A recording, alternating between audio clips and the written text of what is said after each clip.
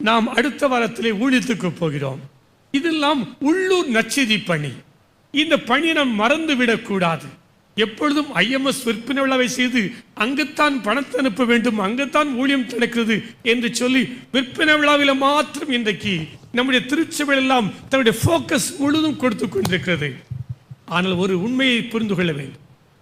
உள்ளூர் நற்செய்தி பணி எப்பொழுது மறக்கப்பட்டு விடுகிறதோ, எப்பொழுது அயலிடத்தில் நடக்கிற நற்செய்தி பணியை மட்டும் நாம் நினைத்துக் கொண்டிருக்கிறோமோ, அப்பொழுது உள்ளூர் மக்கள் கர்த்தரை விட்டு விடுவார்கள். நன்றாக புரிந்து கொள்ளுங்கள். நமக்காக நற்செய்தி அறிவிக்க வேண்டும் என்று இங்கிலாந்து தேசத்திலிருந்தும் ஜெர்மன் தேசத்திலிருந்தும் ஸ்காட்லாந்து தேசத்திலிருந்தும் நற்செய்தி அறிவிக்க வந்தார்கள்.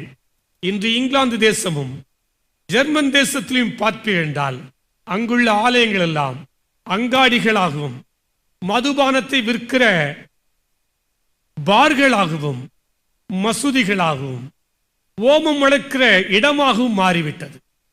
ஏன்?